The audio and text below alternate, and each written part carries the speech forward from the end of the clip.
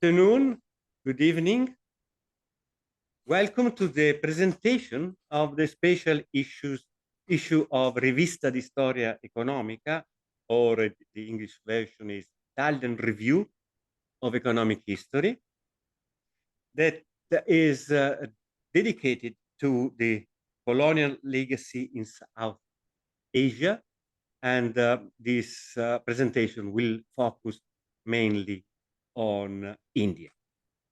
I am Sergio Lugaresi, the coordinator of the Observatory on India of the CESPI.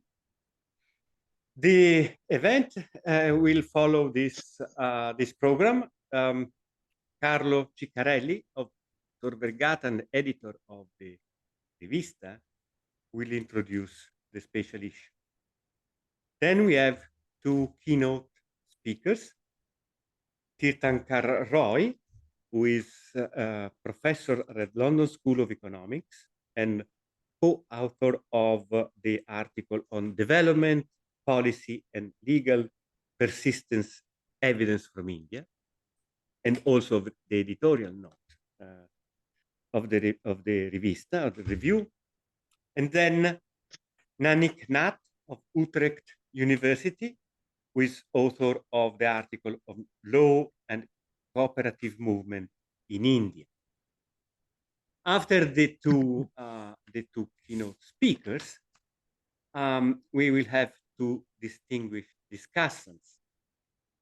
Vishnu Gupta, who is teacher and professor at the University of Warwick and editor of the Journal of Economic History. And then Giovanni Ferri, who is a professor of economics at LUMSA University in Rome. After the short introduction, the speakers will have 15 minutes each, and then the discussant 10 minutes each. After that, we will open the discussion, and I invite you to post your question whenever you like, starting from now, on the Q&A box you can find in Zoom. Having said that, I give the floor to Carlo Ciccarelli to introduce the review. Please, Carlo. Thank you. Thank you very much. Let me share the screen, okay? Okay, so.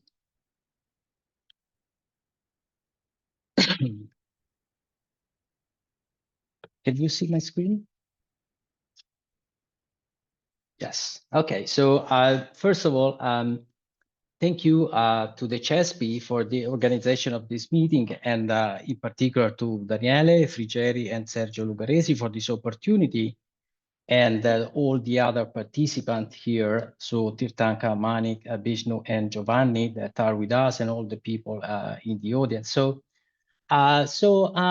indeed, in addition to the contribution by Tirthankar and Manik, the special issue also included the important contribution by Ann Booth and Latika Chowdhury, and in particular, this one by Latika is online available in open access. So I invite you to download the articles and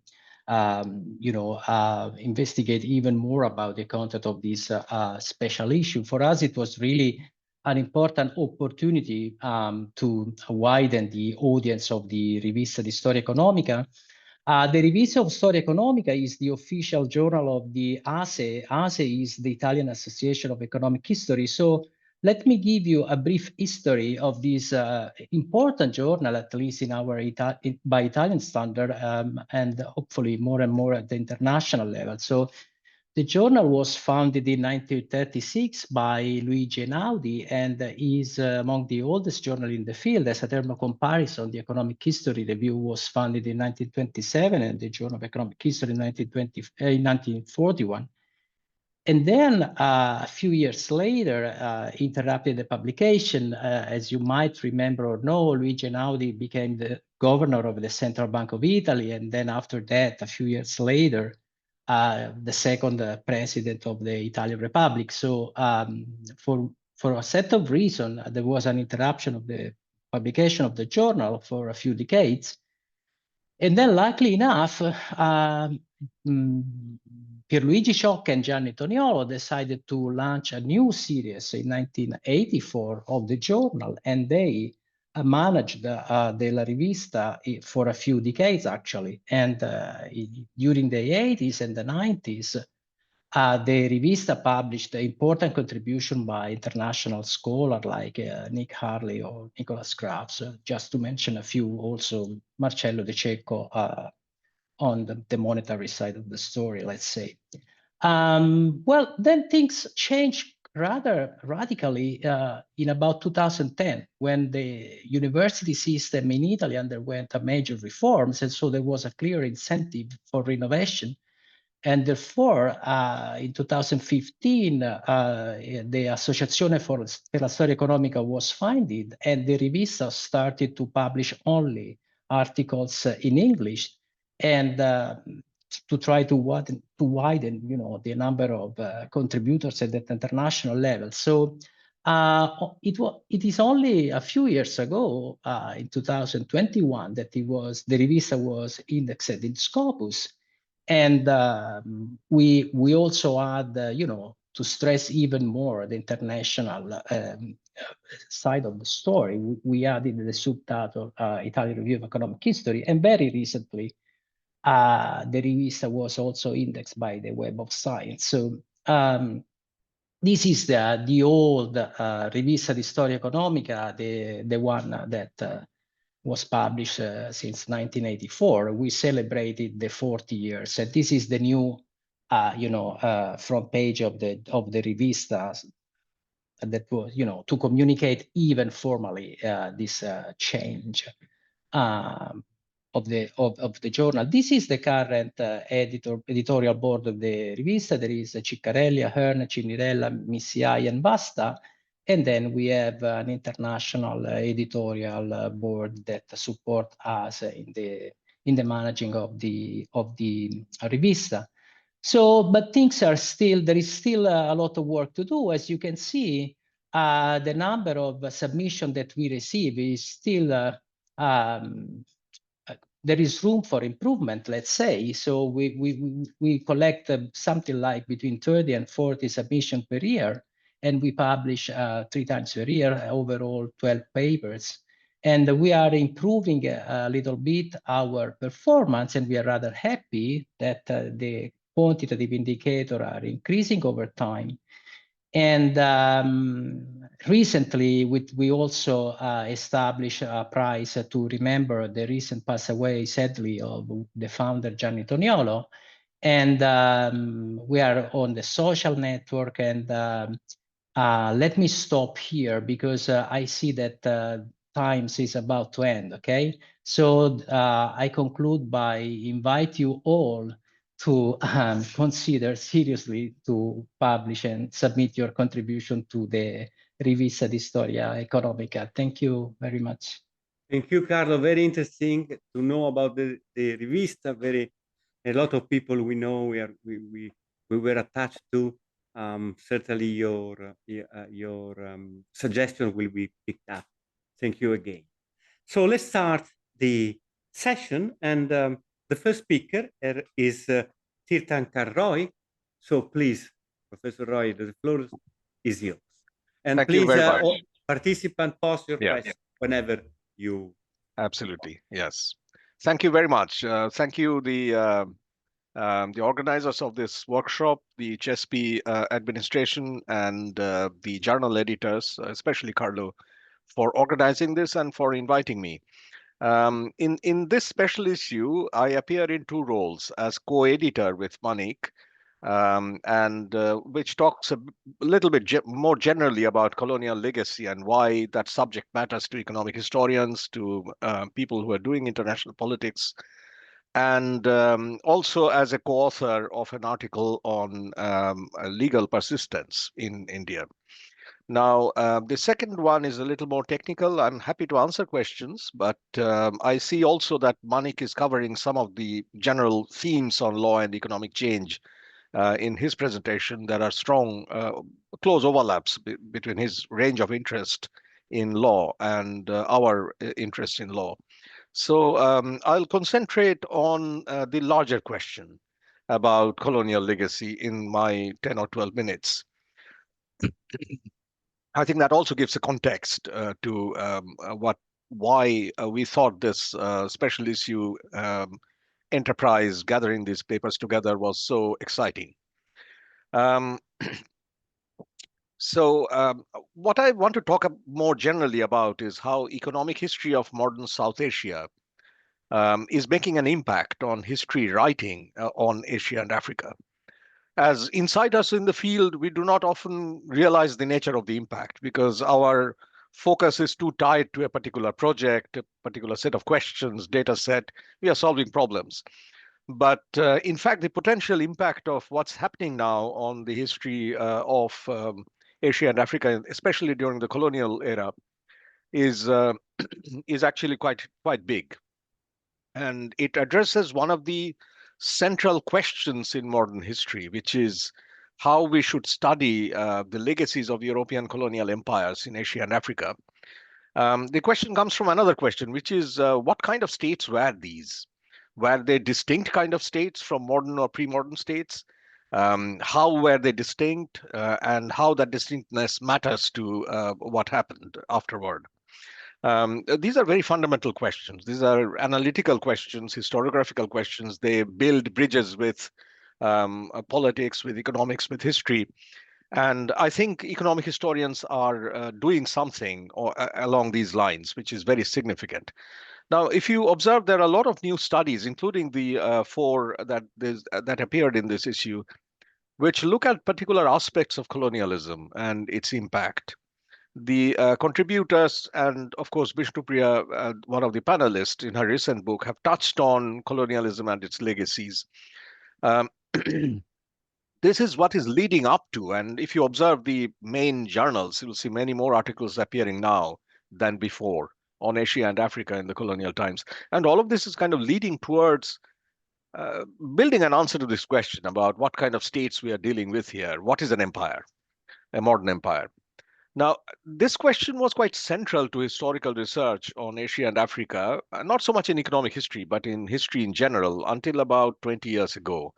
In 2012, Oxford University Press published a huge reference book about called British Empire and India. It's about the relationship between imperialism and Indian history. The editors, two very eminent scholars, they said that in the past 20, 30 years, so that's there before them, there was a revival in studying empire. And there's a different way of studying empire. Earlier, historians focused on simple oppositions between rulers and ruled, British versus Indian, empire versus nationalism. But these views limit how we understand history. They were often shaped by political goals during the mid-19th century. I mean, the patriotism and nationalism, independence movements, which created this binary between us and them, foreigners and indigenous people, good nationalists defeating bad foreign rulers, that kind of thing, which made the nationalist movement look quite heroic. But it's not real history. It's a sentiment. Sorry. The editors hoped that history writing has moved beyond the sentimental political style and was now based more on evidence. So that's what they were very happy about. And they were right. I mean, around 2000, a major trend in writing the history of empire came from what is now called Cambridge School, scholars like Christopher Bailey and some of his predecessors who studied Indian nationalism. And their work was very distinct because they focused on differences and inequalities within rulers and within the subject societies, which makes for a very complex story. And it's less about oppositions. I mean, when you look at inequalities within India or inequalities among the British imperialist setup, you cannot follow up this us versus them kind of story. The simple binary story. It gets much more complex because both sides are very divided. And major intellectuals and thinkers in India in the mid-20th century, like Rabindranath Tagore, Mahatma Gandhi, or B.R. Ambedkar, they actually understood this complexity very well, that Indian society is not one thing. And it experienced colonialism in very different ways, depending on which group you belong. And Cambridge historians kind of followed that up. Now, the editors of this book, British Empire and India, may have been a bit too hopeful. In the last 5 or 10 years, we have, if you go through the social media discourse on colonialism, we have gone back to that sentimental, simplified, oppositional way of doing history. Partly this comes from the American post-colonial theory, which is often written by people who are not really trained historians, who see empire in a colonialism in a very binary way. But another side is popular writing, social media posts, often usually by people with no historical training, whatever. It's turned this empire history into a very oppositional thing. It's British versus Indian, French versus Africans, that kind of thing. These stories are exciting, but often usually very fictional. I mean, some of these stories build on slogans like "the empire was extraction of resources on a global scale." I mean, these are a flashy and fun way of doing history, but they lack depth. Now, maybe the British and the French and the Italians were bent upon extracting resources from their colonies. Yes, maybe they were not. The problem is that there is nowhere in the imperial history a blueprint or a policy statement that came from the colonial powers on what they thought they were doing in the colonies. There is no such policy statement. And in the absence of one, all statements about the intentions of colonial rules must be speculative. And you cannot build history based on speculation. Now, with British rule in India, we do not find a policy statement. What we observe are certain tendencies, certain propensities which define the state, like maintaining an economy which is extremely open to trade, migration, investment, or maintaining an enormous army which indirectly helped integrate markets worldwide and within India. The state did not have a policy statement. It did not say that we are working for this group. They are the beneficiaries of the state.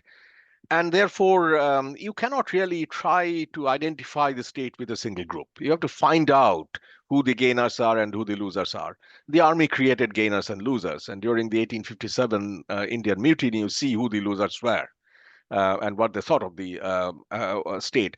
Similarly, there are a huge number of collaborators of the British who helped the British win that battle.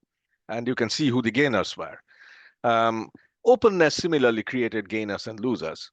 Now, this is where I think economic history is making a difference. The instinct of an economic historian is to focus on inequalities within both colonizers and the colonized. Traditionally, economic history has been very Western Europe and North America focused because the assumption was that if you understand the history of these regions, the Western world, then you understand the roots of capitalism and roots of industrialization. And these are the two forces that transform the modern world. But now researchers are looking much more closely at Asia and Africa. And we understand that studying their histories leads us back to colonial empires, which is a massive state system that we must understand to get a better sense of what happened in these regions. And so comparative economic history of colonial rule is a growing field. It's hard work. Researchers face scattered data, missing records, conflicting interpretations. Still, recent studies of the French and British empires show that bring out certain general features of these imperial states. I mean, one of them, of course, is that they had very limited financial power to do almost anything, but they were also very good at maintaining a military, creating kind of control by arms. And but their goals were never clear, often not achievable. There were many failures. It's I mean the general agenda that has opened up through these statements is that let's look more closely within the societies, within the colonial societies. When you do that, you observe that some of these states were really didn't have a lot of have a very deep impact on these societies. They created collaborators. They created people who they associated with to rule. And but that doesn't mean that that doesn't mean that the older hierarchies within these societies were completely frozen. They also did a lot of new things, like as Manik will talk about, legislation, for example. I mean, a huge number of new laws came into being. So few can deny that colonial rule had a deep and lasting political, social, and economic impact. It's just that we cannot understand that by combining the entire subject society into one unit, one average unit. And when you don't, well, you create a scope for conversation, debate, new research, addressing these bigger questions. And I think economic historians are doing that. Their instinct is to do that, to look at inequalities, and they're doing a great job. I just want to mention here at the very end, I have 3 minutes left. I'm doing well. A colleague, Ewout Frankema, I mean, many of you know his name, and I are editing this huge handbook called The Economic History of Colonialism, a Routledge handbook that's under preparation. We already have the essays. Now it's going into manuscript production. I mean, what we are surprised by when we started this project is when is the level of eagerness and enthusiasm with which people who study colonialism in very diverse contexts, Asia, Africa, Latin America, North America, Australia, all responded to our call to contribute a chapter. So everybody thought that here is something that is really big and across and a space for cross fertilization, cross exchange of ideas that hasn't happened yet, but waiting to happen. And I think economic history is poised on that frontier. It's opening a new frontier. And Rivista comes very timely, the special issue. We are extremely pleased to join it, partly because the interests of the journal and the interests of us as a field experts matched so well. Thank you very much. Thank you very much, Tirthankar. Very fascinating, very interesting.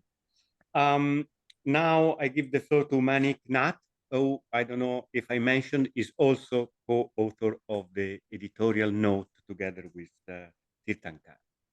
Please, Nanik, the floor is yours. 15 minutes. Thank you, Sergio, and and thank you to everybody who's here, and the usual form of thanks to Carlo and the CHESP team for doing this. I think this is a really exciting initiative. I'm going to get straight into it because I'm not known for my punctuality, but also to say that I've got the other hat on for my talk today. That to follow up on Tirthankar's overview of why we went into the special issue and what it contributes. I'm now going to maybe talk a little bit about one of the contributions to that issue, which is my own. So if I can just share my screen here, if you give me 1 second. It's always one of these things with Zoom, but okay, yeah. I'm assuming people can see that. Yeah. Okay, great. So you can put it the mode in the presentation mode, right? Yeah, is it on presentation mode for you? Okay, it's fine. It's fine. No. Yeah. Oh, okay. If you can put it on slideshow. Yeah. Yeah. It's on slideshow for me. Is it on slideshow for you as well? No, it isn't. Oh. Okay. It doesn't matter. We see the main slide. Okay. Well, if you just, yeah, exactly there. If you click there, yeah. Yeah, but I clicked it, but I guess it doesn't work for you. No, it doesn't. Sorry. No, don't worry. Okay, well, I'll proceed, and then I mean, you just get to see more of my slides before I do. So if I change the slide, would you be able to see it? No. No. Perhaps you have to share the entire screen. Yeah. I mean, that's kind of what I'm doing here. Okay. Give me 1 second, and we can maybe just try again.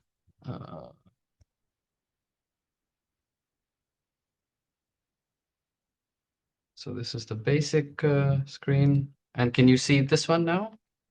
When I change the slides? No. You're still seeing the main front slide? Yeah. Okay. What about if I do it like... Yeah. Now it works. Okay, well, then I'm just going to have to do it this way. My apologies for this technical difficulty.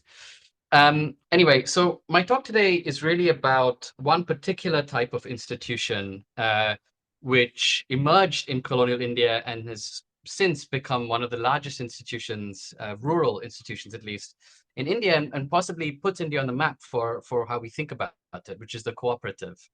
The big question that I really ask in my paper is, did Indian rural institutions persist or change after 1947? Why? So this is kind of one of the key questions that drives the special issue. And that's something that is at the background of what I'm doing here. And I should say, this paper is actually an offshoot of a book that I've written on a broader subject of capital and rural India in colonial and post-colonial periods. So there's more stuff that's kind of coming out on this question, but anyway. And really the puzzle that I'm looking at here is that India hosted one of the world's largest networks of cooperatives by 1947, an enormous amount. I mean, you basically have a cooperative in most villages by the 1950s. And most of those cooperatives were credit cooperatives, and I'll explain why in my talk. But the literature on this subject is sort of contradictory to what we might think. So it says that political interests influenced cooperatives during the colonial period, and that the cooperatives captured a very small share of the credit market and any other market, and that the poor were broadly excluded from accessing this cooperative. And more broadly, that regulatory capture persisted. There was forms of corruption that existed in these cooperatives in the colonial period and the post-colonial period. But then the puzzle arises because we see that the number of cooperatives grows significantly from 1900s to the 1970s, and exponentially in some of those decades. So that kind of raises the question, why would an institution like a cooperative that is predicated on kind of collective participation vulnerable to political interests? And why did the institution survive and expand? And what I do in this paper is I trace the answers of both these questions to the origins, to the actual design of the cooperative itself. And in the process, I talk a lot about law. So for the rest of this presentation, I'm going to quickly talk about agriculture and credit in colonial India, a very brief summary, and then I'll talk about law, I'll talk about legacy, and then I will conclude. Okay, so what is special about agriculture in India? Well, one of the things that's come out of all the literature on the global south more broadly is to start thinking about agriculture in terms of tropical agriculture. What was unique about climate, geography, and agroecological conditions in India was the concentration of precipitation. Very short bursts of rainfall, very volatile rainfall, and in the absence of sufficient investments in the agricultural sector, was something that Bishnupriya Gupta has talked a lot about in her book, one of the panelists that you'll hear from later. This had a huge effect on constraining agricultural development in India. One of those effects was a lot of famine. So in the 19th century, at least prior to the expansion of the railroad network, and there's a big literature about why the railroad network changed this, was that parts of India that were prone to drought also experienced widespread famine. So this is kind of the three provinces I look at in my paper: Madras, Punjab, and Bombay. And what you'll see there is kind of between 20 and 40% of districts were affected by three major famines in the 1870s, one in the 1870s, and two in the 1890s. So why does this matter? Well, in these conditions, credit was essential. People, particularly poor peasants, needed to borrow to survive in very, very bad years. But they also needed to borrow to invest, and to invest in land improvement that maybe protected them from these major geographical shocks and variabilities. In these conditions, there were no banks. The private banks refused to enter the rural space. You had these money lenders, private individuals who were controlling the supply of credit. And that created a very harsh credit market. It created very high interest rates, very sort of harsh repayment terms, which incited, unrest in the countryside, but also incited some sort of requirement for policy on law to step in and do something about it. And one of the things that policy and law wanted to do was to think about what other kind of credit enterprise could they create to A, lower the cost of credit, and B, make it more accessible for the poor. So the British government in Madras, a major province, shipped the gentleman on your right there, Frederick Nicholson, who was a senior administrator in the Madras government, to Europe in the 1890s and said, can you please do some field surveys to figure out how they do it? And he came back and ended a 1,000-page report with the famous phrase, find Raiffeisen, where he basically went to essentially Germany, and said that the installation of Raiffeisen-style cooperatives, which is a bottom-up form of cooperative initiative, where members essentially control, or people control the management and the supply of resources within those cooperatives, was the solution to selective aggregation. In economics terms, we would think of this as a kind of form of risk sharing. So that risk sharing institutions such as a cooperative would be a problem solver. And what he believed, Nicholson, was that this needed to be a bottom-up initiative, so that peasants had to come in and install these cooperatives with some sort of suggestions from government. And I mean, he would be pretty happy if he saw the expansion. So between 1911 and 1921, the number of cooperatives in India grows dramatically. It's absolutely enormous, the size of this institution. But the way that it was designed saw some departures from the way that it was originally conceived. And that's sort of what I'm going to go into for the second part, which is what did law actually do? So the first thing is that laws actually determined the expansion of the institution. So according to the colonial government in 1903, they set up a committee to design a law specifically for the introduction of cooperatives, called the Cooperative Societies Act, that was enforced in 1904 and then amended in 1912. And the law stipulated multiple things, but there are two or three that I want to touch on. One was that cooperatives had to offer unlimited liability in the rural areas in particular. So that is where basically what that means is that people who actually were members of these cooperatives were also liable for its losses.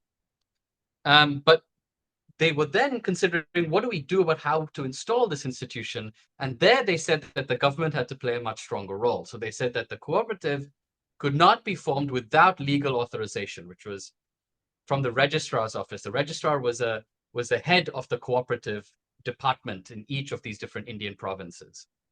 And the Act went further and gave this registrar's office design and implementation responsibilities, and said, do what you want, but we need you to take control of the expansion of this institution.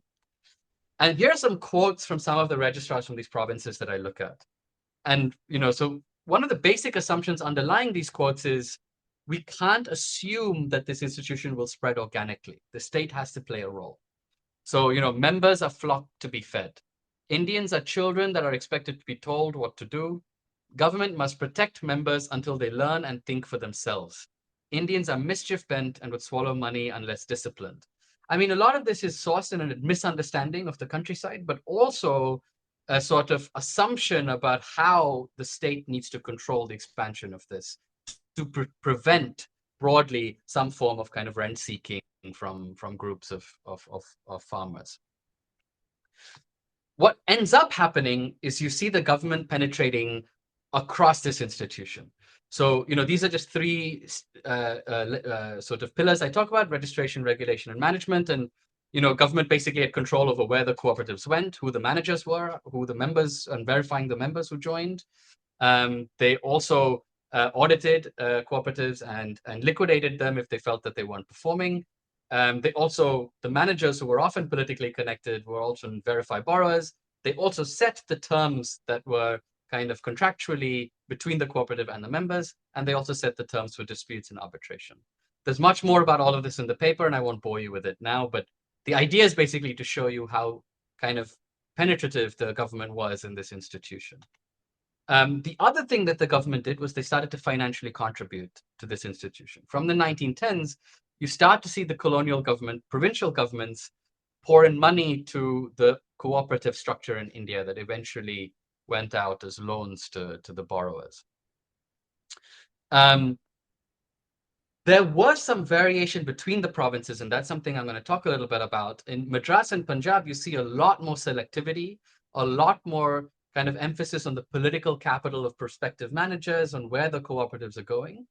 And then in provinces like Bombay, you see a much wider regional spread, less selectivity, a more bottom-up process, at least in the beginning.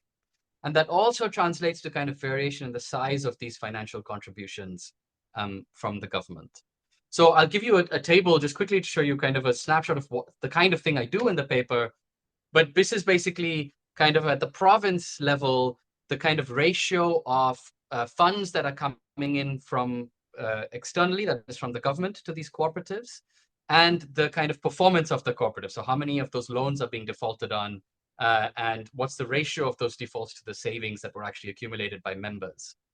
And what you see is basically, and the F in the next to the provinces names would indicate whether the districts that are collected there are famine prone or not. So the famine prone regions of Punjab, Bombay and Madras had more of an external contribution from government than from their members.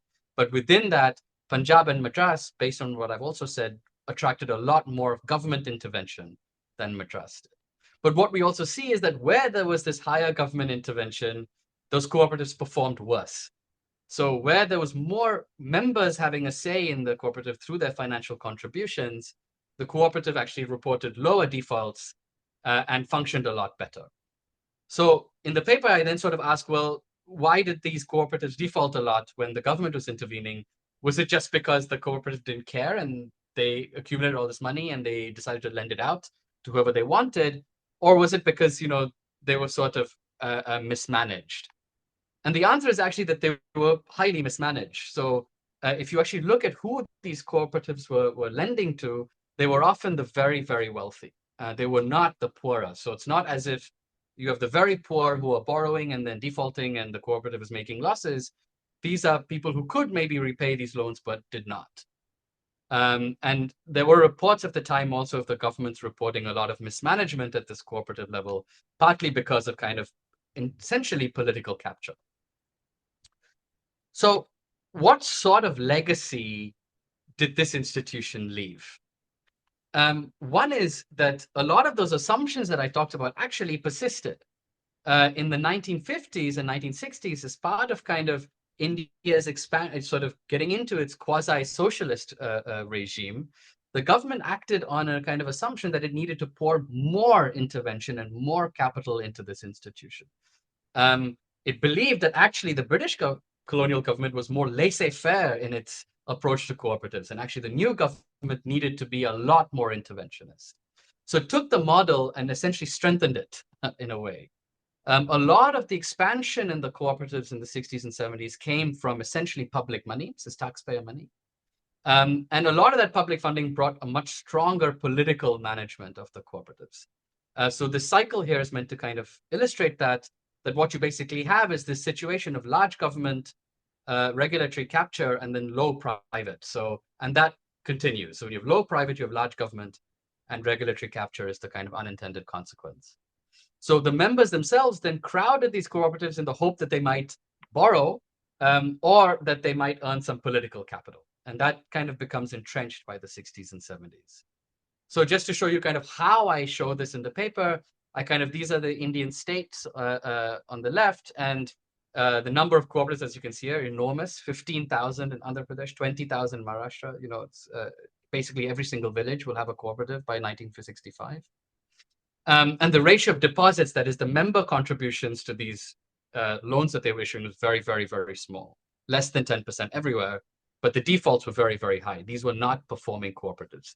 Essentially, what we're seeing here in economic terms is a kind of persistence of moral hazard. So just to conclude, a couple of concluding remarks.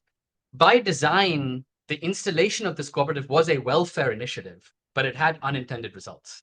Kind of political interests and peasant interests conflicted. And whereas there's a kind of belief that the British colonial government maybe didn't do a lot in the rural economy, which is potentially true maybe in terms of investment in some ways, but in this particular state, you're actually seeing an overextension of maybe the government that starts in the colonial period and by design. And very broadly, you have a system where members, these kind of peasants who are joining this cooperative, bear the risk of kind of this mismanagement with the unlimited liability. They bear the liability for losses, but don't have a lot of oversight on management and regulation. And this distinctive design strengthens after 1947. There's kind of a couple of broader points that I want to briefly mention. I know I'm probably going over time here, but one is that cooperative is a kind of very politicized term. And we often think about the expansion of cooperatives in South Asia, but other parts of the tropical world, as a movement from the early 1900s. And my paper kind of questions that. But coming back to South Asia, there's a kind of set of misplaced assumptions about credit, but also just local conditions more broadly that explain the design of laws, and a lot of rural laws in particular. And a lot of those assumptions, those laws, and the models that come out of it actually persist afterwards. And where the government believes that the problem was low government, they actually are strengthening what was a kind of problem of government interference to begin with, this sort of paradox that emerges. So that's my presentation for today. Wonderful, wonderful, Manik. Thank you very much. Almost on time, but you had some difficulties at the beginning, so perfect. The aim also of this workshop is to invite people to read the review, and I think that you have done a wonderful job in inviting questions and interest. I would like to mention that there is another paper in the review that is dedicated to India, and in particular on the infant mortality rate and the policies of the colonial period and then post-colonial period. Very interesting. Now it's time for the discussants. Before giving the floor to Vishnu Gupta, I would like again to invite the participants to post their question on the Q&A. Professor Gupta, the floor is yours. 10 minutes if you can. Thank you so much for inviting me to this event. And it's a pleasure to be here. I enjoyed reading the issue of the Rivista. I think the papers are interesting in terms of connecting the pre and post-colonial India. I'll come back to say something about them a little bit later. So I want to start with where Tirthankar also began, is the big debates in Indian economic history, which were very polarized. So on the one side, you had the imperialist historiography, which talked about the railways and the modernizing effect of colonial rule. And on the other side was the nationalist historiography, which mentioned or emphasized the extractive aspect of colonial rule. So the two views kind of completely ignored what happens on the ground. So how do economic agents in India respond to colonization? And that's where the new literature came in. It looked at industry, it looked at agriculture, and it tried to look at how entrepreneurs, peasants responded to the aspects of modernization and how it changed their behavior. There is another story which hasn't been told, which is what was going on within the British Parliament and within the British interest groups, because these are not homogeneous groups. So there was a lot of debate within the British Parliament about how to deal with famines, how to intervene in child labor, how to intervene in factory labor, etc.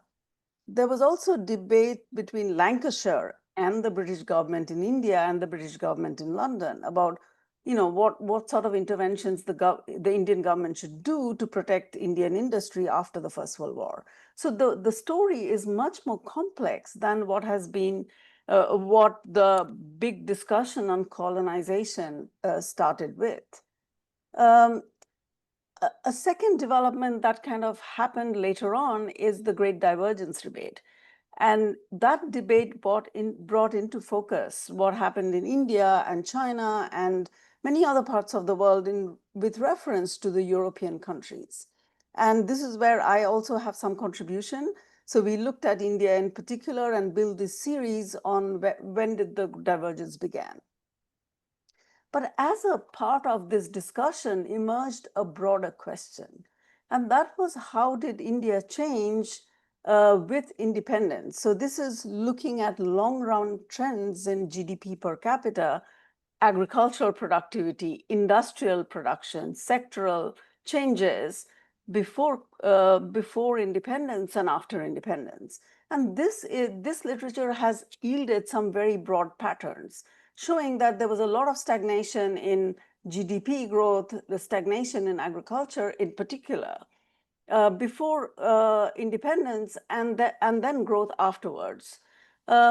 Within this discussion is a whole literature that looks at industry. And that's where I think there's a lot of interesting issues which the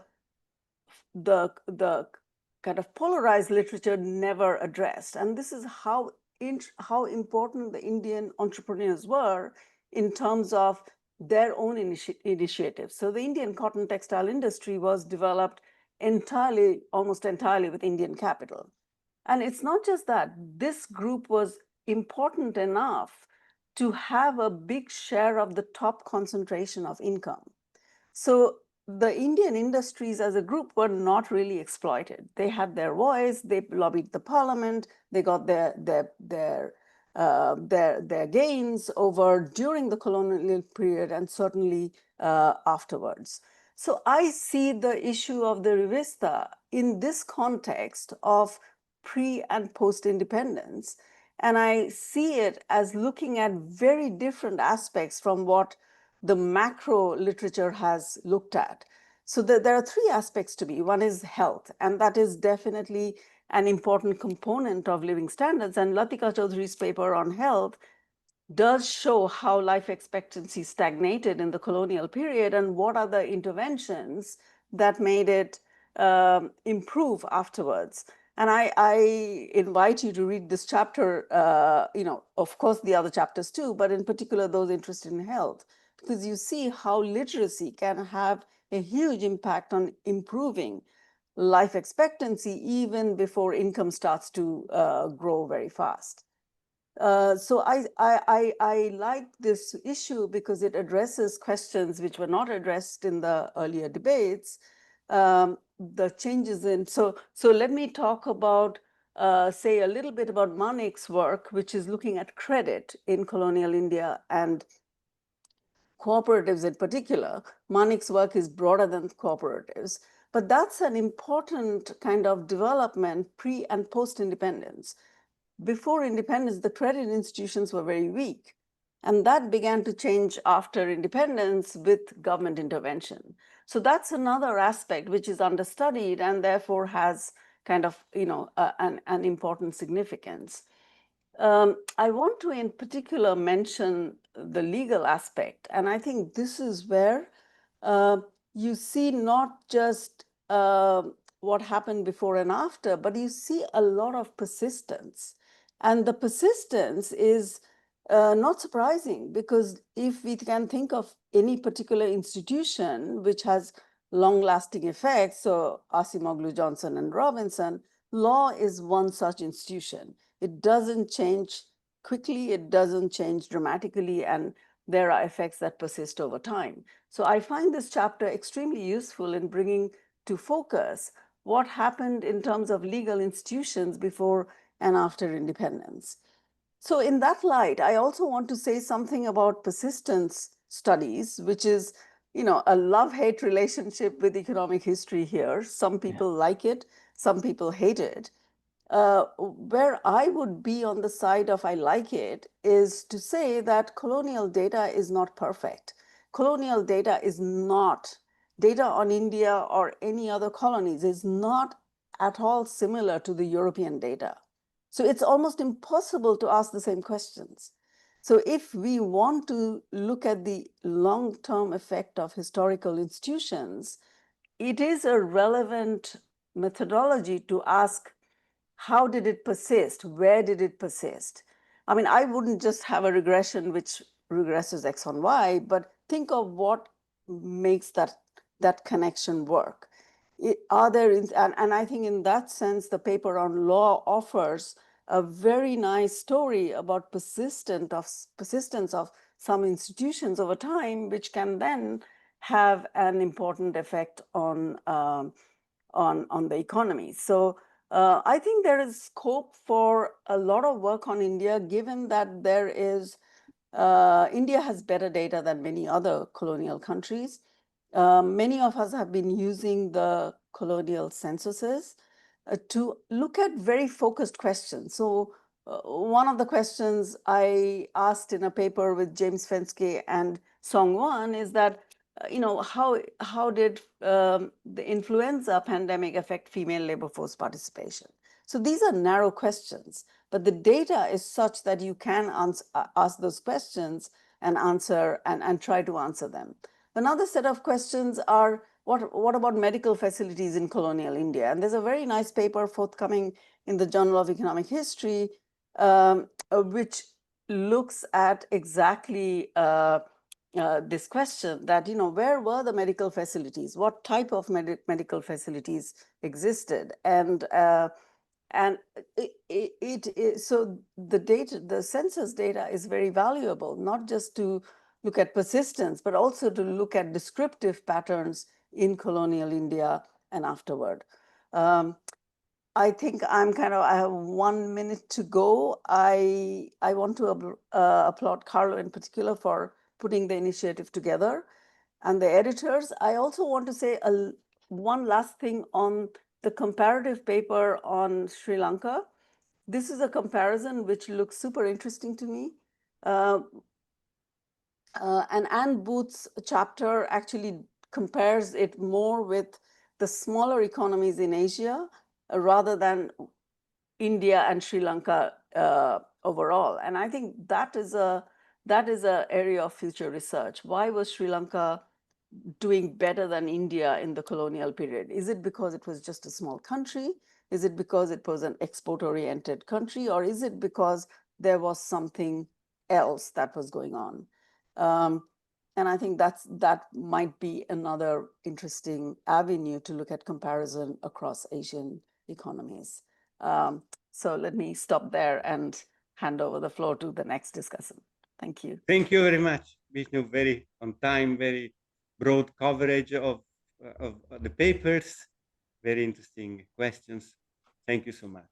Thank you. The floor now goes to Giovanni Ferri from LUMSA University. Giovanni, the floor is yours. Thank you very much. I have to thank at the beginning because I have to load CESPI for initiating these studies, and I have to thank Sergio for managing this very interesting observatory on India and for having invited me. And I have to praise the Rivista di Storia Economica for touching on an important subject, which is colonial legacy, looking at India. But I mean, this is particularly timely if we think that the world is rapidly moving from the hyper-globalization that we seem to live in until a few years ago into a new setup of policy of power.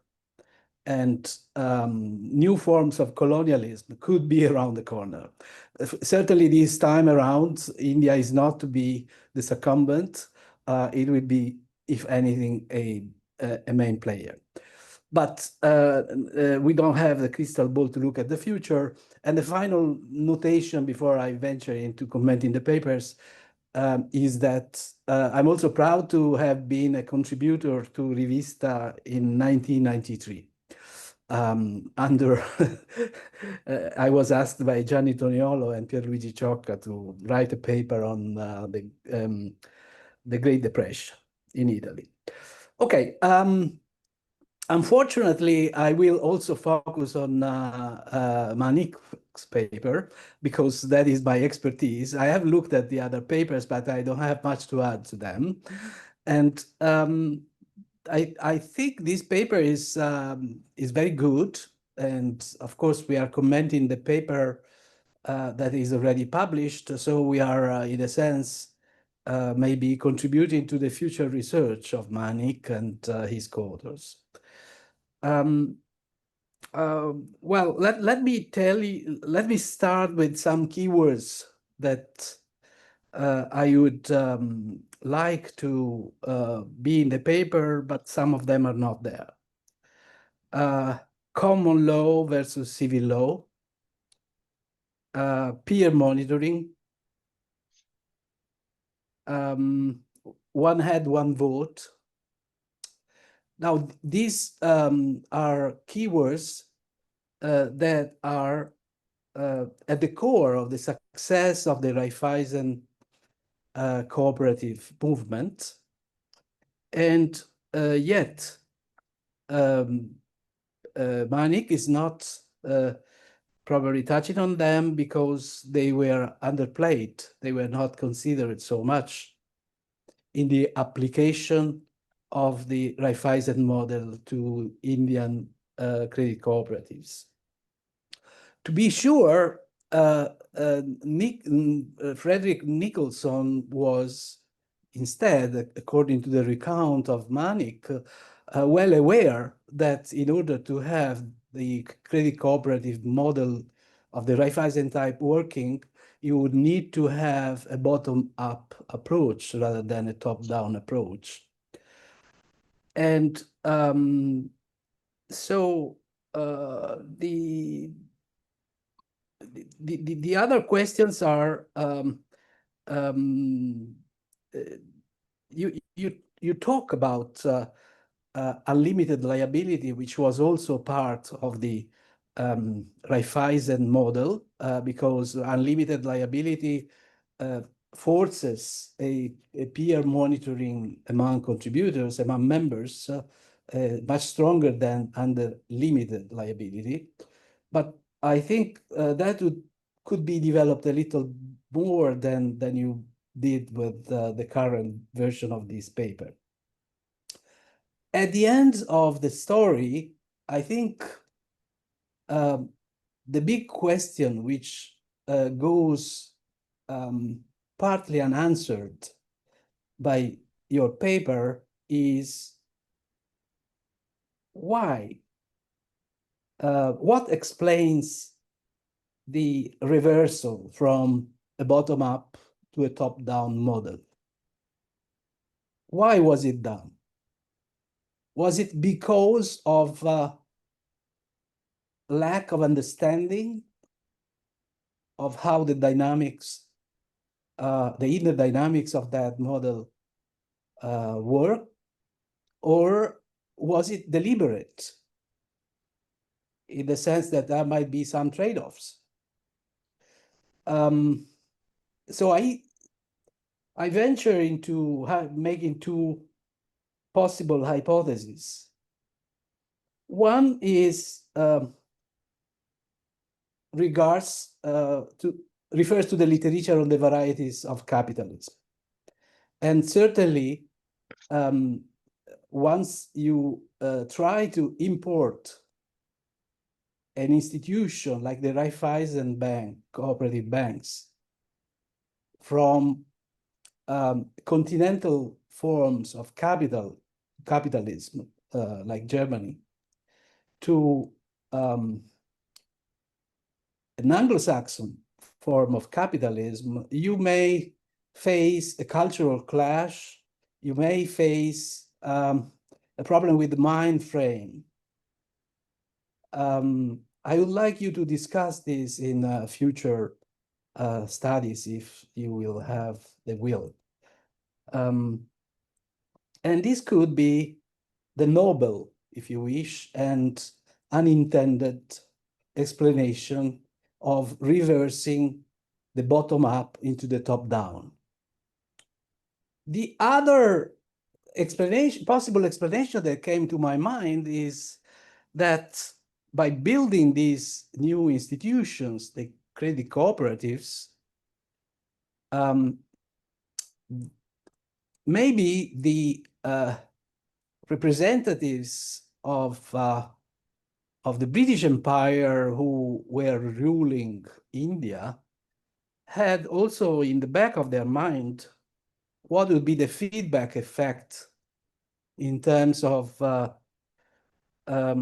possible shocks to the colonial rule. I mean, if you build some institutions which are bottom-up in a colonial setup, maybe you are, in a sense, spreading out self-awareness, democracy, or whatever. I mean, and this might weaken the grip of the colonial rule. So this second explanation is, if you wish, a deliberate explanation why the model was reversed from bottom up to top down. The other one is like more, the type of capitalism is more based on higher conceptions of how the system should be organized. So the first one is more ideological, the second one is more political, and leads to a feedback. And then the next question is, whatever has spoiled the mechanism of the credit cooperatives, couldn't the independent Indian governments after decolonization have done otherwise? So we know that there were many Indians coming to Europe. Not all of them were going to study in Britain, although most of them probably did. Didn't anybody go to Germany and and maybe got some of the ingredients on the ground? So these are my not very well organized comments, but I hope they are useful to you and to the discussion. Thank you very much, Giovanni. Very timely, very good.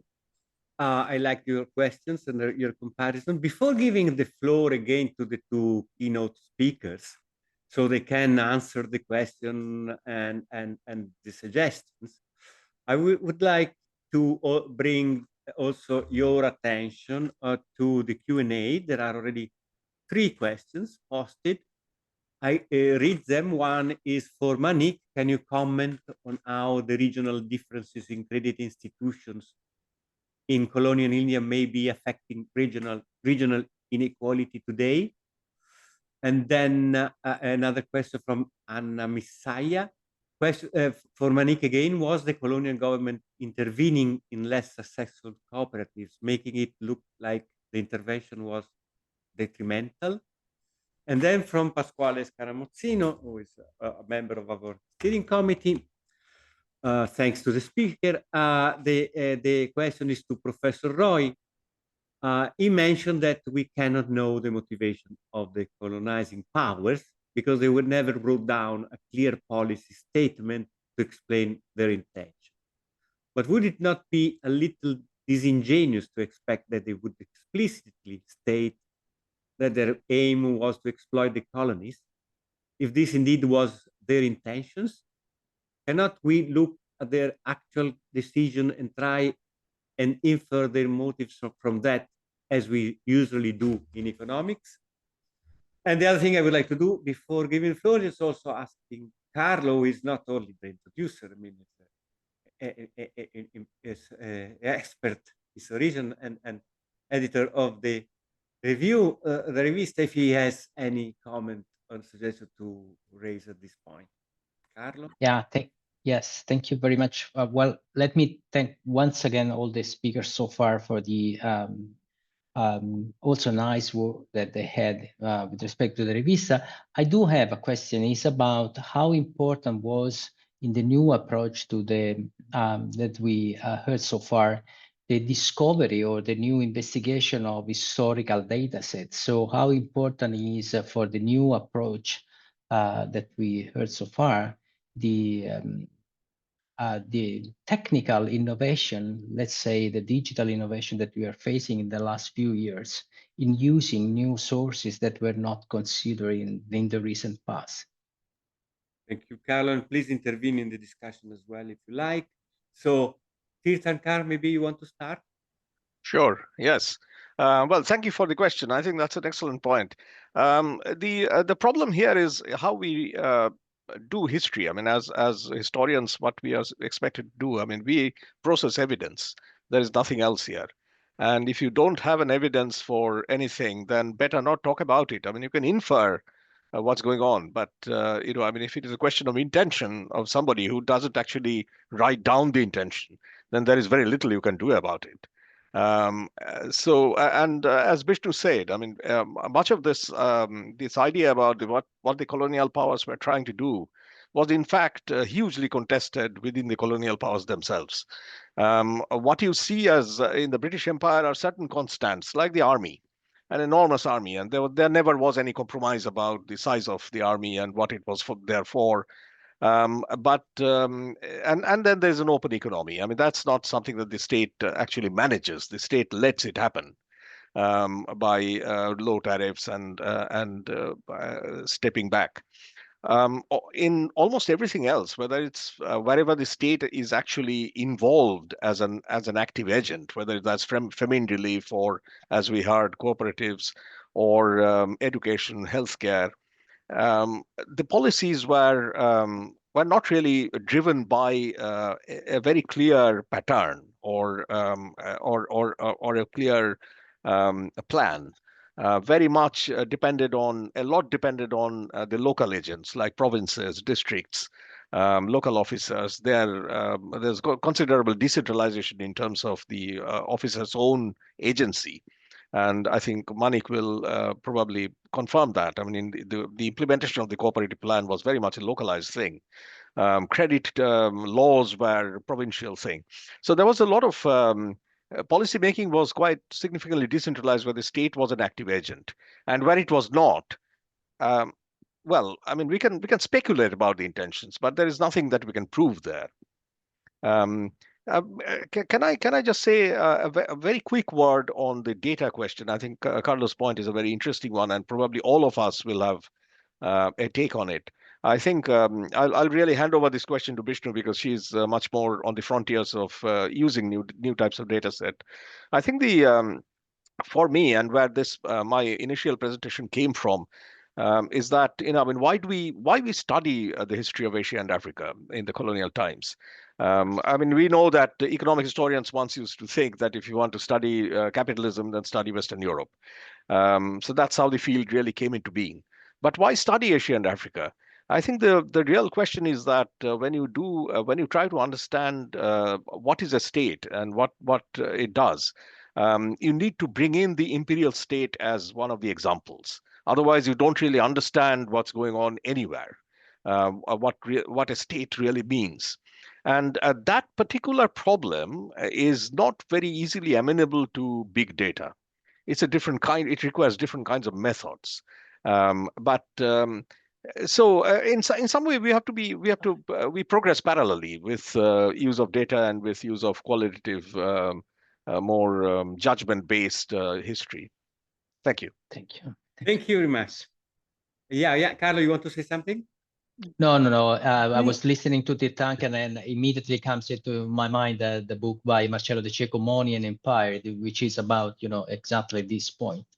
How hard it is to understand even European countries of the 19th century if you do not think in terms of the economy of the time and the British Empire of the time. Of course, De Cecco had in mind mostly monetary international relation, but still. Thank you. Thank you. So, Manik, may I add something on the data question? Yeah, please. Yeah, so I started working with firm level data at the start of my career, which is many decades ago. And I sat in archives, copied them by hand. I had a data set of 350 tea companies over 20 years, which was all hand collected.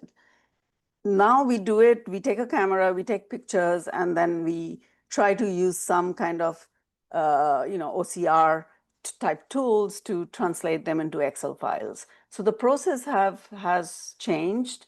The actual data and what we can get hasn't changed. I think most of us knew for a very long time and hand collected. I think where there is a huge change that can happen is to use text as data. And I don't think that's been used. So that's where I think the new research frontier lies. to look at discourses within the, the British government or the British government in India and see what, so for example, this question, what was the motivation of the colonizers? Can we gain something from that discussion? I think this is where we can use the new tools to make contributions. I have sat in many archives, many occasions. So I think that I knew this data existed and tried to work with as little as possible because there was a time constraint. But yeah. Thank you. Yeah. Thank you. Thank you. Great. Mani, can you have at least 2 questions posted to answer, and anything else you want to answer to also to the comments to your paper? Thank you so much. I mean, I've taken it as 3 questions because I wanted to also maybe say something to Giovanni. Thank you very much, Giovanni, for the comments on my paper. All very, very useful. And I've noted many of them down, so I'm sure it'll help me with some more fruitful research in the future. But I wanted to address this question of what explains the top down. Why did they do that? And I think that ties into a question that Tatanka has also just answered. What was the motivations for these? And a lot of this, so there's one element of this, which is, who was the state? So as Tatanka said, there was this, colonial state that existed of different levels. For the rural credit sphere and agriculture, a lot of the local government initiatives start to become really important. If you actually look at who was managing these cooperatives from the early 1900s, they were often Indians, more often than not. In fact, the first president of independent India started his political career as a registrar of cooperatives or in the cooperative space in Madras. So it becomes a politicized space that actually gets dominated by local agents, not as much. So this is not a kind of metropole versus local problem. This is just policy making and why did they enact a policy across the levels of state that existed. One of the big assumptions that existed was that the major problem of rural underdevelopment in India was markets. So very broadly, and that came from nationalists to a large extent, people who said, well, markets by themselves are kind of facilitating elite capture in a way and some sort of exploitation. For the colonial parts of the colonial government, this started to work because it transferred the blame a little bit as well. So, and a lot of riots in the countryside meant that there had to be some kind of response, and saying that the problem was markets kind of helped. So when you have that, and you say the problem was exploitation, then it's unclear what the cooperative is doing. If you say that the problem was risk, which is what Nicholson was saying initially, then the cooperative is doing something very specific. Then the Raiffeisen model makes sense. But if you say that the problem is markets, then you don't want to leave this cooperative to just work on its own. Then you want to control it because you want to stop exploitation. So that's one example of kind of why the policy making, at least in the rural parts of India, occurred in the way that it did. And my book with Cambridge Press kind of talks a lot more about that, but I'll kind of end it there for now. I'll quickly kind of take the question. So there's a question from can you comment on the regional differences in credit institutions inequality today? I think that's a really valid question, and you can see a lot of actually persistence in that sense. I mean, where you have kind of underdeveloped financial markets in colonial period, you kind of see a persistence of that into the independent. Where I would kind of say what changes is that the heavy influence of the state tries to mitigate that problem by kind of having a huge state interference in the very underdeveloped parts of trying to install kind of state-backed credit institutions like a cooperative. What that leads to, though, is the broader development literature about did it solve the problem or not? And that's a different question. We think now that it likely necessarily didn't for at least large parts. So you think of the kind of green revolution and the period that comes after, and kind of huge credit expansion and access to capital occurs for a small group of people. And then there's a large group of kind of very poor people that continue to be financially excluded. And that kind of leads to a lot of literature in the early 2000s about financial inclusion that I won't go into now. But through this, you see persistence in these credit institutions for sure, and inequality. Anna's question, which is, was the colonial government investing in less successful cooperatives to make it look like the intervention was detrimental? or making it look like. Yeah, I mean, that's a very good question. It's not possible to test with the data that I've used for the paper that I wrote for the Rivista. But to come back to the question about data, you know, I've now kind of collected data at the district level for cooperatives across different kinds of measures across the colonial period. And we're kind of in the process of cleaning this and trying to do something where a question like yours can actually be tested on a more kind of specific level, on a more kind of scientific basis. So I won't give you a straight answer other than a speculation, which is that actually where you see a lot of the state intervention at the beginning was in the cooperatives that were performing well because they wanted the institution to look good. It was kind of a performative thing. Cooperatives to succeed meant that the initiative worked from the state, from the perspective of government. So they cared about that. But a more focused answer to your question will hopefully come in a paper in the next year or so. Great, Mani.